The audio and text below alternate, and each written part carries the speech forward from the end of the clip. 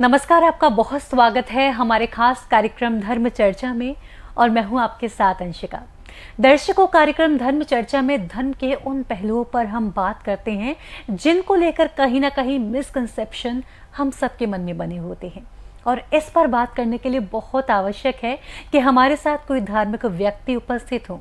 इसी श्रृंखला में आज हमारे साथ उपस्थित हैं नरेंद्र प्रसाद शास्त्री जी महाराज, जो कि कथाओं का श्रवण हम सभी को कराते हैं और उनकी वाणी में मधुर मधुर प्रवचन हम श्रवण करते हैं। आइए शुरुआत करते हैं कार्यक्रम की और स्वागत करते हैं महाराज श्री का। बहुत बहुत स्वागत है आपका। महाराज जी, सबसे पहला मेरा जो प्रश्न है, आप कथाओं का वाचन करते हैं, हम सब आपको लगातार सुनते हैं, लेकिन बहुत से लोगों का सवाल होता है कि कथाएं क्यों सुननी चाहिए, क्या महत्व है इसका? जी, रामचरितमानस में लिखा हुआ है जी। प्रथम भगति संतन कर संगा, ओ दूसरी रति मम कथा प्रसंगा। भगवान कहते हैं कि संतों का समागम, जी। संतों का दर्शन और संतों की सानिध्य में रहकर के उनका सत्संग प्राप्त किया जाए, एवं प्रभु की जो कथाएं हैं, भगवान का जो चरित्र है, यदि वो श्रवण किया जाए तो हमारे लिए जो हमारा शरीर है, उस शरीर के अंदर प्रकाश की प्राप्ति होती है। जी। और हमें ज्ञान की प्राप्ति होती है, हमारे संस्कार जागृत होते हैं और हमारा जो अंधकार है, अज्ञान है, वो भी दूर होता है, एवं विद्वानों का, संतों का, महर्षियों का आशीर्वाद प्राप्त होता है। इसलिए इंसान को सत्संग, भगवान की जो कथाएं हैं, वो कम से कम नित्य श्रवण करनी चाहिए, ताकि श्रवण करने से हमारे लिए जीवन में लाभ मिलेगा और हमारे संस्कार जागृत होंगे और आगे भविष्य में भगवान के प्रति हमारा स्नेह, प्रेम, भगवान की भक्ति प्राप्त होगी। इसलिए कथाएं हमारे लिए विशेष लाभकारी हैं और इंसान को अंधकार से हटा करके ज्ञान की प्राप्ति की तरफ ले जाती हैं, महाराज प्रकाश की प्राप्ति कराती हैं। जी, बहुत सुंदर आपने समझाया कि कथाएं हमारे लिए क्यों जरूरी हैं। भगवत प्राप्ति का मार्ग है, एक तरह से जीवन का सही दिशा हमें समझाती हैं। बिल्कुल। और महाराज जी, मैं आपसे ये जानना चाहूंगी कि अगर हम बात करें जीवन के लक्ष्य की, जीवन का लक्ष्य क्या होना चाहिए? क्योंकि आजकल तो लोगों में यही होता है कि एक घर बना लें, शादी कर लें, अगर संतान उत्पत्ति हो जाती है, फैमिली पूरी हो गई, लक्ष्य पूरा हो गया। असल लक्ष्य क्या है? जीवन का लक्ष्य भगवत प्राप्ति जी। एवं हम भगवान की नित्य आराधना करें, एवं बुजुर्गों का, बड़ों का आशीर्वाद प्राप्त करें, एवं अपने माता पिता, गुरुओं की सेवा करें, उनका आशीर्वाद हमें मिलेगा, उनकी सेवा करेंगे तो हमारा जीवन बहुत सुख शांति में, आनंद में रहेगा। हमारी नित्य साधना भी होनी चाहिए। कम से कम हम 10 मिनट भगवान की आराधना में निकालें। यदि भगवान की आराधना में हम समय निकालेंगे तो हमारे लिए जीवन में बहुत ही आनंद की अनुभूति होगी, क्योंकि इंसान के लिए 3 प्रकार का आनंद होता है। एक तो विषयानंद है, जो नश्वर है, नाशवान है, और दूसरा ब्रह्मानंद है, जो कि भगवान के प्रकाश की और भगवान के दर्शन की प्राप्ति कराता है, और तीसरा आनंद है परमानंद, जो कि साक्षात भगवान से मिलन करा देता है। इसलिए इंसान का लक्ष्य होना चाहिए कि प्रभु का चिंतन, प्रभु का स्मरण, भगवान की कथाओं का श्रवण करना और बड़ों का आदर करना। ये एक झोंपड़ी बना लेना, कोठी तैयार कर लेना, ये तो एक नश्वर है, नाशवान है। वास्तविक हमारे साथ जो भक्ति जाएगी, हमारे साथ जो जाएगा, वो भगवान की भक्ति ही साथ जाएगी, भगवान का नाम ही साथ जाएगा, बड़ों की सेवा साथ जाएगी, जो कि बड़ों का आशीर्वाद हमारे लिए प्राप्त होगा। जी। इसलिए सबसे बड़ा जीवन का लाभ है कि हम ईश्वर की आराधना करते जाएं, अपना जीवन आध्यात्मिक जीवन व्यतीत करें। महाराज जी, अभी आपने साधना की बात कही। जी। साधना चैनल पर हम लोग बैठे हुए हैं अभी, और साधना की चर्चा जब हम कर रहे हैं, जी। साधना आम आदमी के लिए क्या होनी चाहिए? साधना आम आदमी के लिए ये होनी चाहिए कि जब भी समय उसको मिले, जी। सुबह मिलता है, दोपहर मिलता है, शाम को मिलता है, जब भी समय मिले, समय निकाल करके और उसको 10 मिनट अपना जो घर का मंदिर है उस घर के मंदिर में बैठ करके और भगवान का चिंतन करना चाहिए। जी। अपना जो चित्त है उस चित्त में परमात्मा का चिंतन होगा, परमात्मा की आराधना होगी, भगवान की भक्ति प्राप्त होगी, तो हमारा जीवन बहुत ही सुख शांति में रहेगा। एवं यदि हम 10 मिनट परमात्मा का नाम ले लेते हैं, उस परम ब्रह्म परमेश्वर का स्मरण कर लेते हैं और उससे क्षमा याचना मांग लेते हैं कि हे प्रभु हमारे लिए सद्मार्ग देना, सद्ज्ञान देना, सद्भक्ति देना, और हम आपका हमेशा चिंतन करते रहें, तो हमारा जीवन बहुत ही आनंद में व्यतीत होगा और हम आनंद के साथ में अपने जीवन को व्यतीत कर पाएंगे। साधना में यम भी है, नियम भी है, आसन भी है, प्राणायाम भी है, प्रत्याहार भी है, ध्यान भी है, धारणा भी है, समाधि है।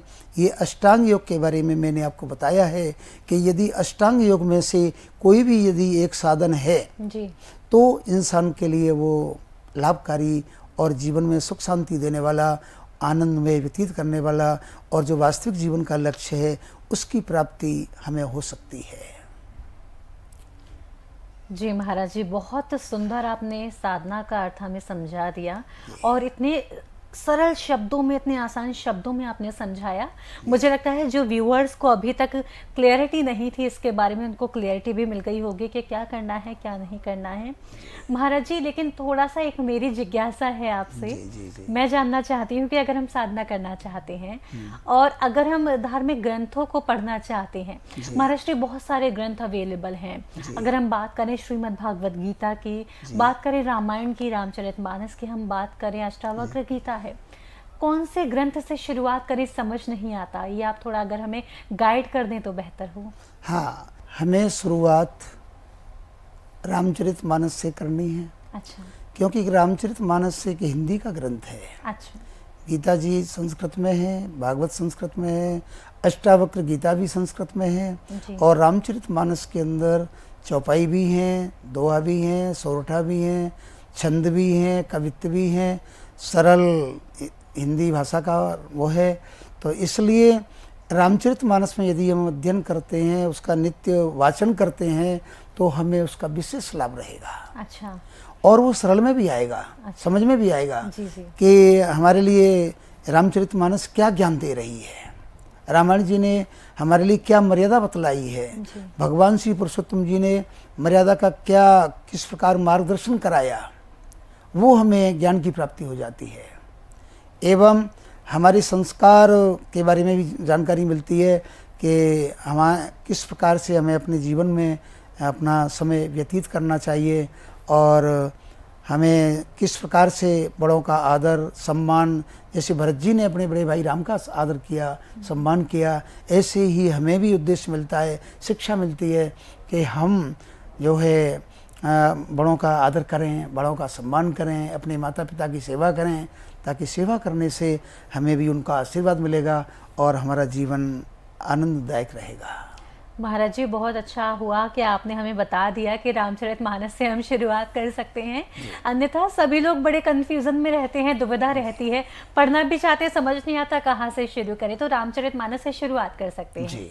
और महाराज जी, अब मैं आपसे ये जानना चाहूंगी, जैसे कि आपने बोला कि हमें अपने माता पिता की सेवा करनी चाहिए, ये हमारा परम धर्म होना चाहिए।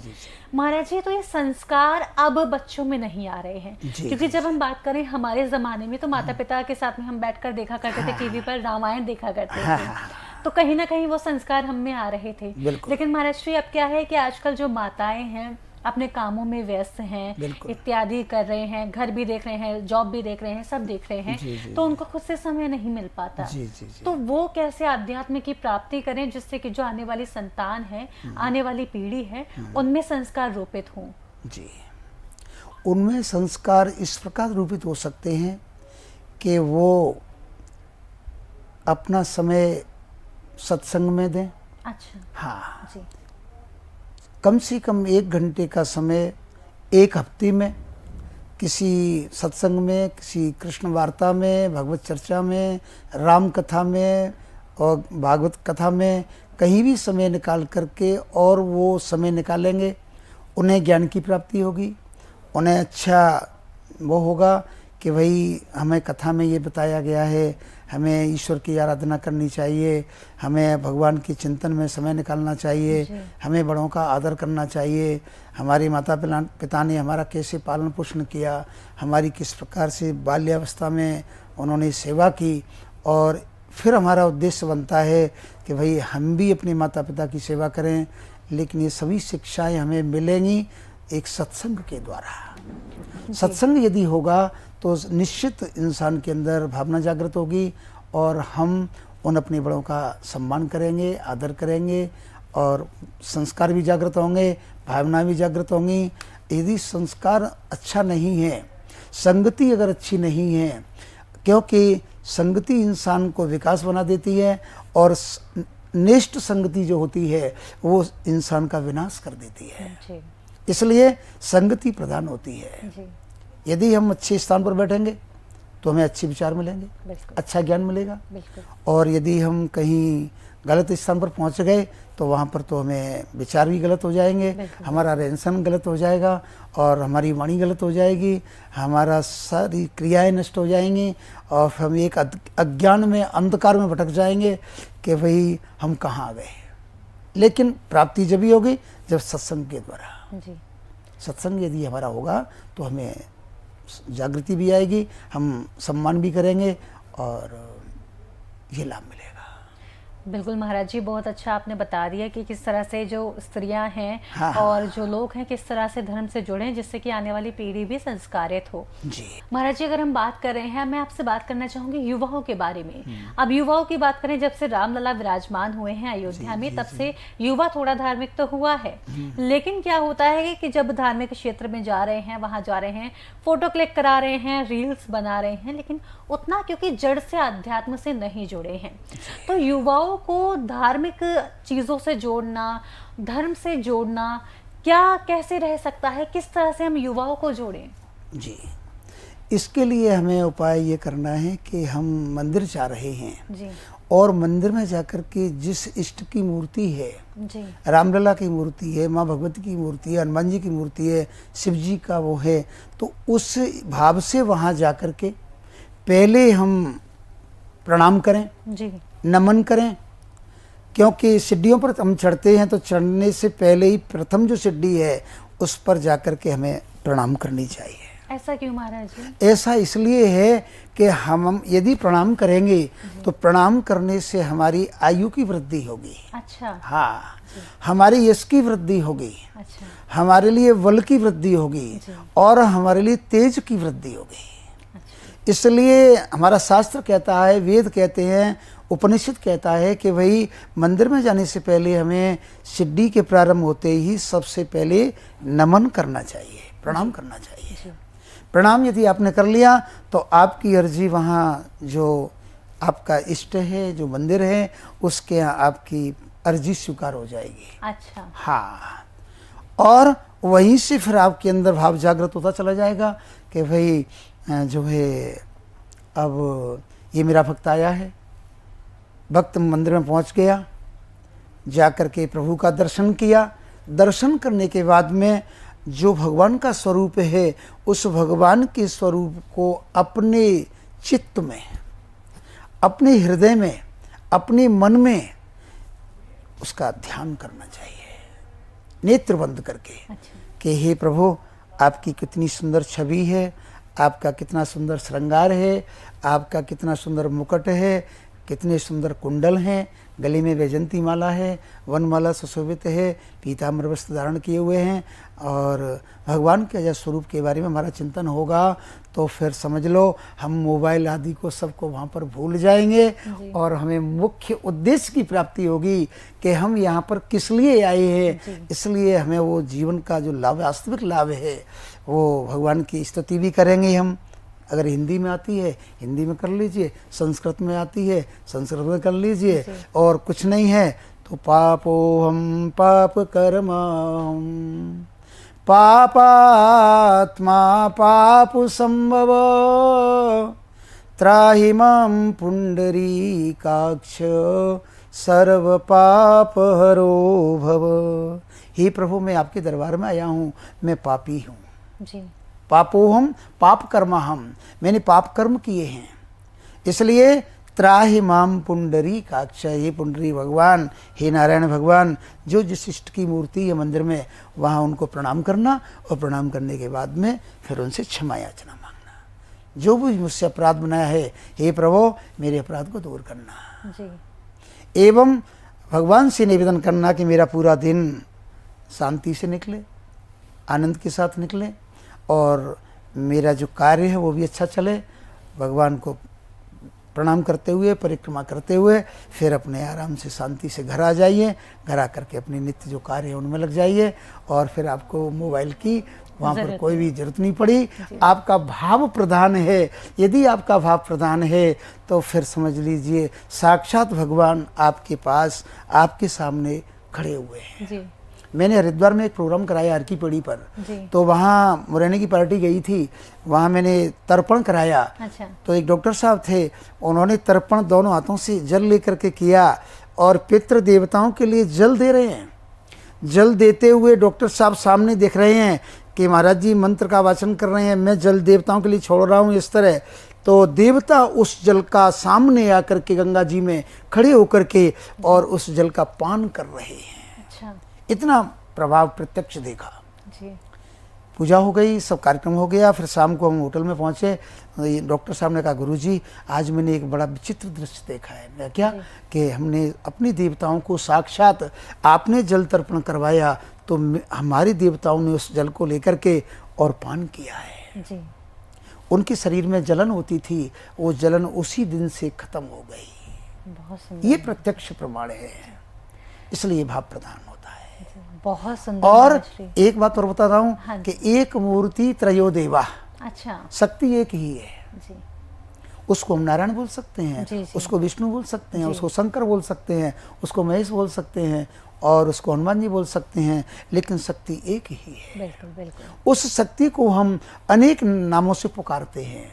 जैसे एक बालक के नाम पप्पू भी होता है, और शुभम भी होता है, और रामदास भी होता है। व्यक्ति एक ही है, उसको अनेक नामों से जिस नाम से पुकार रहे हैं वो वही व्यक्ति आ रहा है।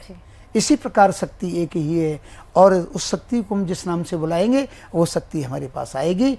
इसलिए हरिवंश पुराण में लिखा हुआ है कि एक मूर्ति त्रयो देवा।